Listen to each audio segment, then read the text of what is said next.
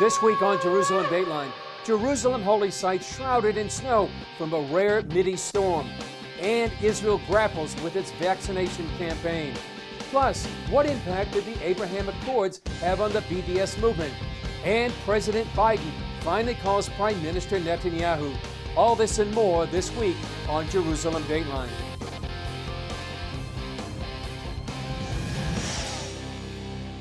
Hello and welcome to this edition of Jerusalem Dateline. I'm Chris Mitchell. Jerusalemites woke up to a blanket of snow after a rare Mideast storm dropped snow on Jerusalem, northern Israel, and other parts of the Middle East. The snowfall began in the evening. Even at midnight, Israelis were out in the city's main park, enjoying the rare chance to play in the snow. Jerusalem's iconic sites were shrouded in snow, including the Old City. Nothing is normal in the Middle East. Why should the weather be any different? This is amazing. It's fantastic to look around and see all this white stuff covering these ancient stones. Up to 6 inches of snow accumulated, causing collateral damage, including the car of one of CBN's videographers. But for the most part, Israelis just enjoyed a break from news on the pandemic and the upcoming elections. Central Israel gets snow about every 5 years, but the last big snow was in 2013 when more than a foot fell overnight. Well, Israel is a world leader in vaccinations, although the pace of Israelis getting their shots has slowed down. While government leaders work to vaccinate greater numbers, they face obstacles in the form of misinformation, public health, and personal privacy. Israel recently celebrated their 4 millionth Israeli to get their first vaccination shot. Out of that 4 million, nearly 3 million have had both shots. That's quite an accomplishment for a country of just over 9 million citizens. Israel has seen more than 700,000 COVID cases and 5,400 deaths. Israeli Prime Minister Benjamin Netanyahu worries misinformation is keeping many Israelis from lining up for the shot. The only thing that currently prevents the completion of this vaccination process is fake news and the superstitious and sometimes malicious beliefs that are planted among the public and on the internet and other places. Don't believe them. In an effort to increase numbers, Netanyahu wants legislation that would provide the names of those not vaccinated to local governments. Health Minister Yuli Edelstein advocates allowing employers to prevent the unvaccinated citizens from coming to work. They face major pushback as so-called anti-vaxxers use posters and the web to spread messages like, "You're experimented on like lab rats. The vaccine is a death shot." The government counters with posters like this, which reads, "False information and lies endanger us." People in the emergency fake news room, they are monitoring social media. The moment they see a fake news, they transfer the information to the cyber department in the Ministry of Justice. While the government is monitoring and censoring social media, a number of Israelis remain convinced the vaccinations are not safe. This whole thing, it's research, an experiment with unknown side effects. It's not like taking today a measles or flu vaccine. This is a totally new drug, new technology. On Sunday, the government will enforce new regulations, stopping the unvaccinated from using gyms, attending sporting events, or going to a hotel. Israelis completing the two-step vaccination process will be issued a new green passport that will permit them access to those same venues. About 2,000 rallied in Tel Aviv this week, not to protest the vaccine, but for the freedom to choose whether or not to take it. This has raised a bit of a dilemma, which is how should society, how should the government relate to people who have not been inoculated or vaccinated, or who refuse to do so. Commentator and columnist Michael Freund says the growing fight over public health versus individual privacy and freedom could soon boil over. One that I think every Western democracy at some point or another has to confront. Israel becomes one of the world's first democracies to reach this stage in the pandemic fight. What's more important? Protecting public safety with strict vaccination measures, or preserving the beliefs, rights, and freedoms of its citizens. Could the recent Abraham Accords lead to a significant setback for the BDS movement against Israel? For years, BDS supporters have argued that economic weapons like boycotts and sanctions would be the key route to peace. CBN Middle East correspondent Julie Stahl looks at how the Peace for Peace formula is proving them wrong. The roots of the boycott, divestment, and sanctions movement against Israel go back hundreds of years. BDS movement is nothing new here. I mean, economic boycotts have been a key hallmark manifestation of anti-Semitism from time immemorial. Ilan Carr, a Trump administration envoy to combat anti-Semitism, says from the Middle Ages to Nazi Germany, economic boycotts have been a weapon against Jewish communities.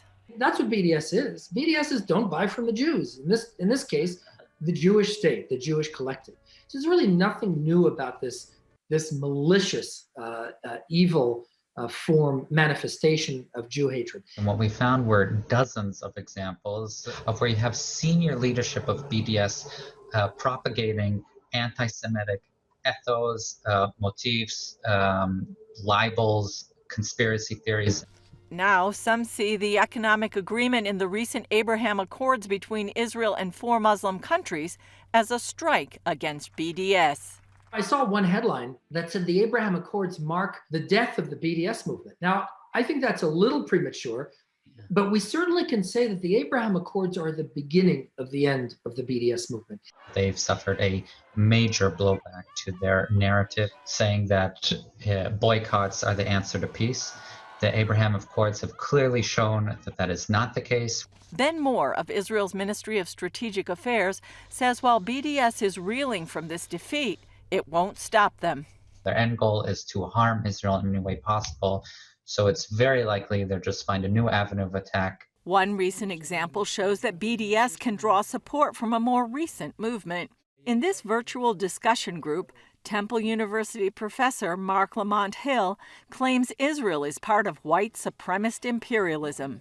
And so Black Lives Matter very explicitly is talking about the dismantling of a Zionist project, dismantling of a settler colonial project, and very explicitly embracing BDS on those grounds. According to Moore, BDS has been trying to hijack the progressive value system for more than a decade. He sees the Abraham Accords as the best way to fight BDS and the anti-Semitism behind it.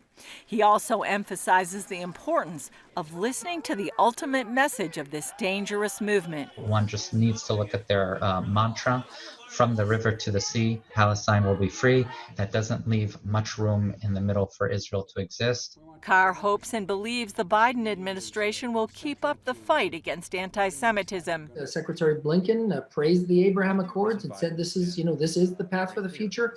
The administration expressed its deep concern over the ICC decision about the thought of prosecuting the heroes of the Israel Defense Forces or the heroes of the U.S. Armed Forces. Even so, both Carr and Moore maintain that it's important to remember that neither BDS nor anti-Semitism will simply fade away.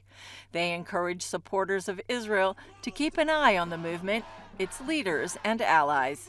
Julie Stahl, CBN News, Jerusalem. Coming up, how did the first call go between President Biden and Prime Minister Netanyahu?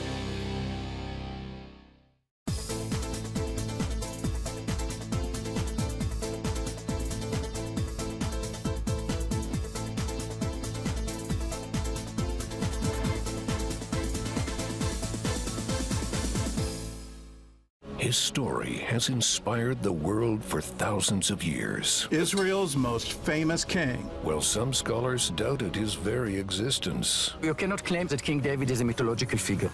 Journey deep beneath the ancient city of Jerusalem and see proof of Israel's celebrated hero.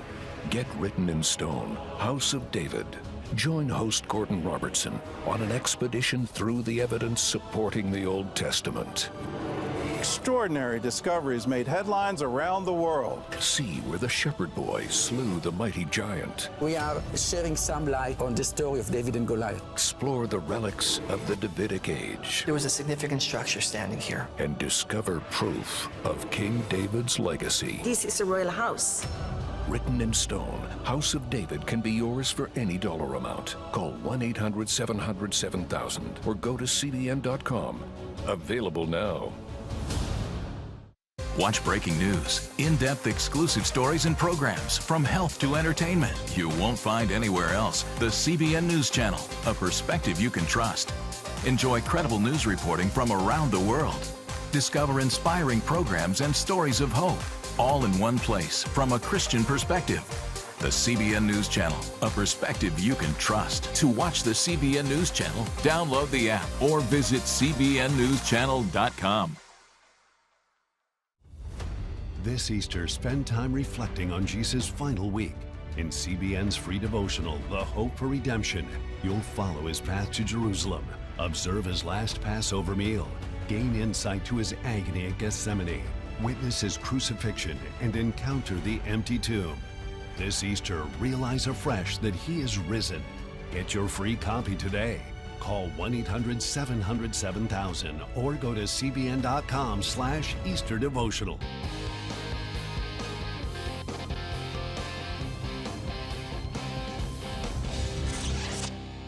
The U.S. announced it will be re-entering the Iranian nuclear deal.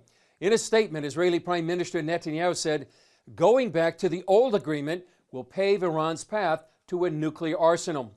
Before the announcement, President Biden made his first call to Netanyahu a month after taking office. Biden's delay in calling Netanyahu led to concerns that ties between the two allies would not be as warm as during the Trump era. To understand more about the Israel-U.S. relations after that call, I interviewed former Israeli ambassador to the United Nations, Danny Danon. Ambassador Danon, thanks for joining us here on Jerusalem Dateline. Last night, it seems like finally there was a phone call between Israeli Prime Minister Benjamin Netanyahu and President Biden. You had famously put on the Prime Minister's phone number to encourage the president to call. What do you see next after they finally made this phone call? So indeed, Chris, it was an important phone call, and now it's time to move on to deal with the main issues. And the first issue is Iran. Only a few days from now, Iran will have to decide what they are doing regarding the inspections, what will be their policy, and the US will have to react to that. So now is the time to work together, and I believe that Israel and the US will continue to cooperate against Iran. And I hope that the new administration will not try to appease the Iranians, but will actually apply more pressure against them. Do you have concerns about some of the appointments now by the Biden administration? Actually, some of the same people that negotiated the 2015 JCPOA, the Iranian nuclear deal. Well, I'm not looking at the people, I'm looking at the policy. And it's important to understand that today, Iran of 2021 is not Iran of 2015. A lot of things changed since then. And re-entering the agreement today, it will be a mistake. I would advise the US first to speak with their allies, maybe even to call them to Washington, D.C., to have a summit with Prime Minister Netanyahu, leaders from the Gulf, the strong allies of the US in the region, and together with them to think about the policy in the region. Re-entering the agreement and then trying to negotiate will not be helpful. It does seem that Iran is getting bolder in terms of their nuclear program, enriching uranium to 20%, researching uranium metal, and actually increasing the amount of uranium.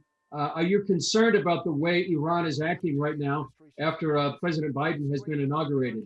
Absolutely, we are worried because the Iranians breached the agreement from the beginning. When we revealed the archive from Tehran, we actually proved to the world that they were lying from the beginning, and they are continuing to do it.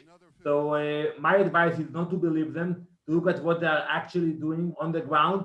And as you mentioned, they continue to enrich uranium, they continue to test ballistic missiles, they continue to support their proxies. And I think the right approach is to apply sanctions and to demand them to change the course they are taking.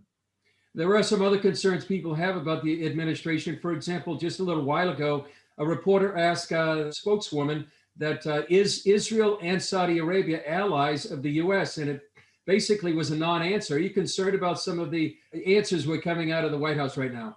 That's a fact. You cannot change the fact that Israel is the closest ally of the U.S. It's based on mutual values, and nothing can change it. But I'm not concerned about statements. I'm worried about actions, policy. And I think in the next few days, we will actually be able to see where the new administration is heading regarding the Iranian regime, whether they're trying to appease them or they're actually, as they promised, they will be tough on the issue and they will not allow them to continue with their nuclear ambitions. So I think within a week, we will know more where they are heading. There was a large full-scale exercise up on the northern border. Are you also concerned about the growing threat of Hezbollah, its number of missiles, and their ambitions against the state of Israel? It is a problem. You know, I served as the Deputy Minister of Defense, and what we see today that the Iranians are funding Hezbollah. They have hundreds of thousands of rockets and missiles. And I'm telling to the Lebanese government and to the Lebanese people, if you don't take your act now, if you will not prevent Hezbollah from massing their missiles next to our border, you will pay the price. The consequences will be painful. And I would advise the Lebanese government to take action today before it's too late. Final question, Ambassador. Your next 4 years, how do you see Israel dealing with a new administration? So, you know, we believe that we can work together. We want to work together. We have a lot in common. And I'm optimistic by nature, but I can tell you one thing for sure. We cannot compromise on our security. The main threat to our security today is nuclear Iran. So hopefully the US will lead the efforts against nuclear Iran, but we are ready to do whatever is necessary to protect ourselves. Ambassador Danon, I appreciate your time being here with us. Thank you very much. Up next, CBN's latest documentary, Written in Stone, The House of David. When we come back.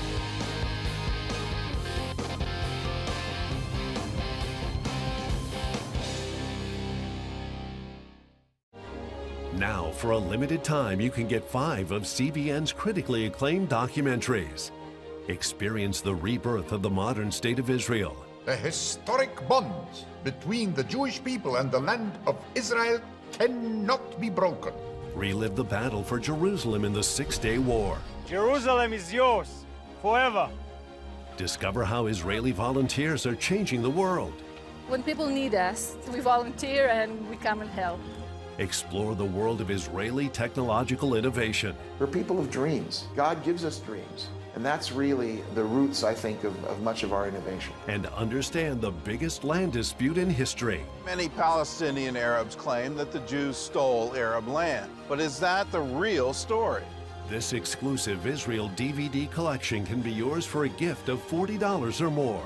Call now or go online to get your Israel DVD bundle today.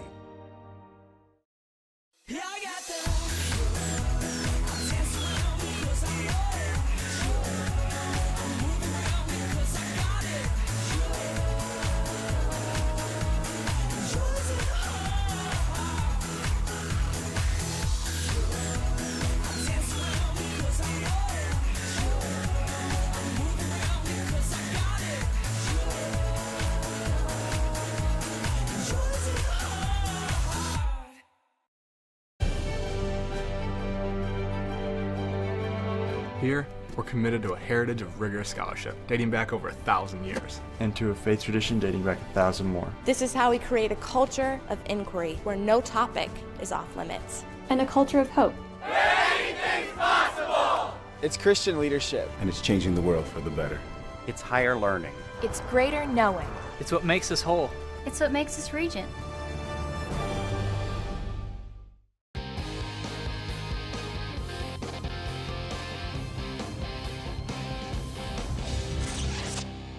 For those who believe the Bible, King David was the ruler of ancient Israel.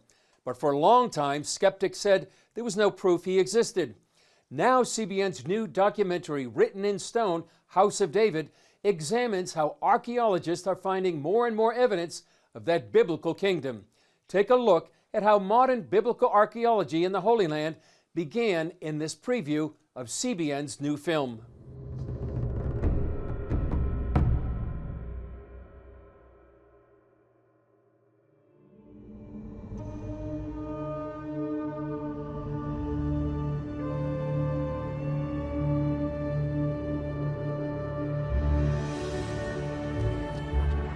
In the summer of 1864, one of the wealthiest women in England decided to take a trip. Baroness Angela Burdett Coutts belonged to one of the world's oldest banking families. She was a philanthropist to whom Charles Dickens dedicated one of his novels, a London socialite whose circle included the royal family. And without realizing it, she was about to introduce the world to the archaeology of the Bible. When the Baroness went on a pilgrimage to the Holy Land, she was appalled by the widespread disease and lack of good drinking water in Jerusalem. So she donated 500 pounds to survey the city for clean water. The Water Relief Fund became a popular cause with the British people.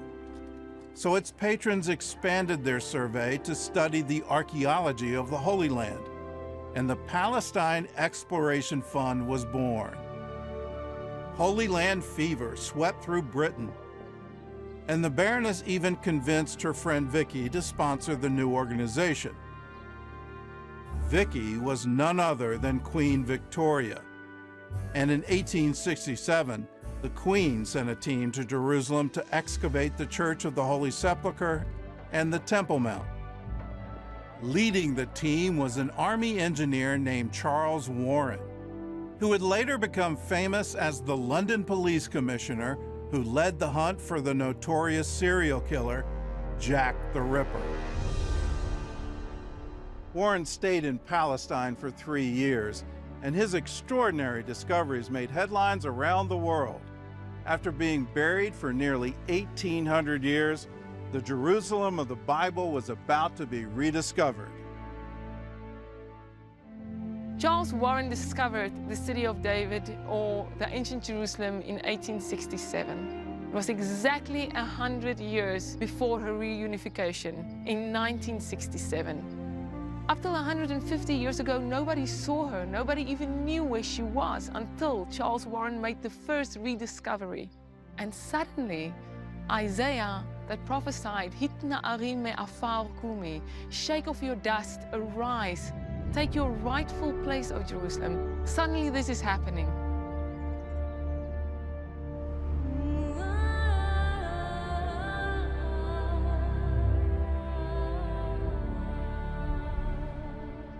The first time when we read about Jerusalem, it's in Genesis, when Abram meets with Melchizedek right here in the valley of Kidron.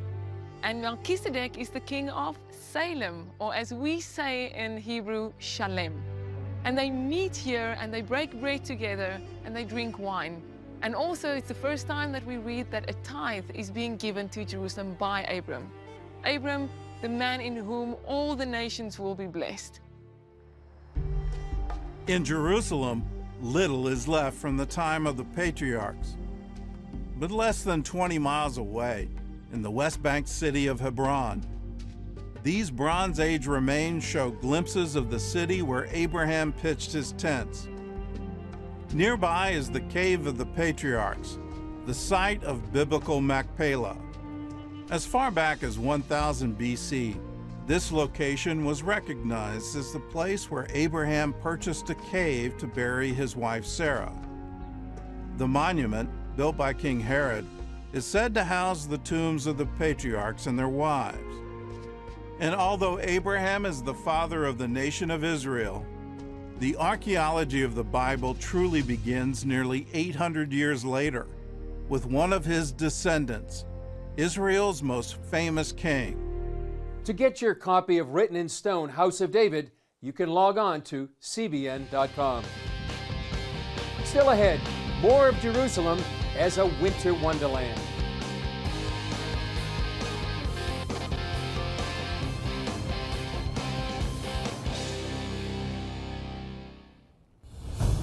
It was not my grace, but God, that I might come to the Irish nations to preach the gospel. Now available from CBN Films, I Am Patrick. Get your DVD for a gift of $15 or more. What brings you back, Roman? People thought that this mission was crazy, that his efforts to Christianize Ireland were doomed to failure. From slave to missionary. Who among you heeds the call? Why would this man put himself in danger among enemies who do not know God? From sinner to saint. Patrick's story began a chain of events that is quite remarkable in the impact that it had. I am Patrick. Those are the words that begin the history of Ireland. I Am Patrick. Get your DVD of this inspiring documentary today. Call 1-800-700-7000 or go to cbn.com. From Superbook. Look at him. He's praying. Maybe God's got a plan for me, making sure Quantum doesn't make the team. No matter how others treat you, you should forgive them the same way God has forgiven you. I am so sorry. Join the Superbook Club and get Superbook Love Your Enemies. All for your gift of only $25. Jesus is going to be crucified. When Jesus teaches peace and treating others with love. Superbook Love Your Enemies. Hey, if you're tired and exhausted all day, you can't think clearly, and you really just need a cup or even a pot of coffee to get through your day, then join me, Dr. Josh Axe, for this new series where I'm going to teach you how to transform your diet and use essential oils and supplements to get a better night's sleep. Wake up to your best life. Call 1-800-700-7000 to get your free DVD or booklet of Protect Your Sleep today.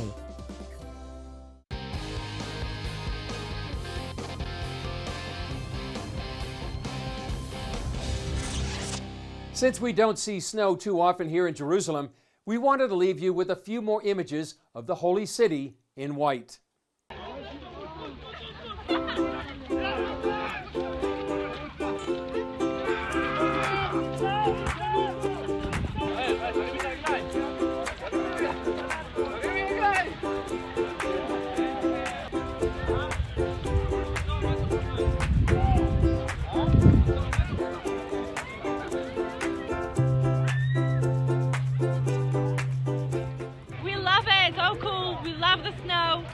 We wish it will be here like every year.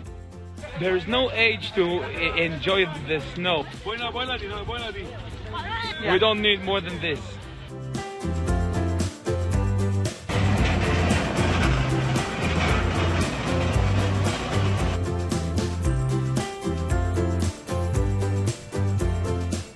This is amazing. It's fantastic to look around and see all this white stuff covering these ancient stones.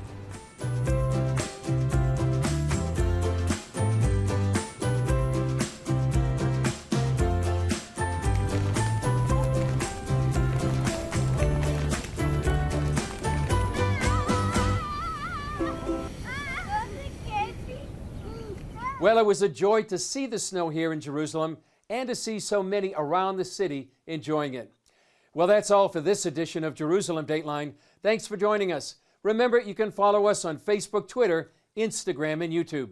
And you can also access CBN content through our CBN News and other CBN apps.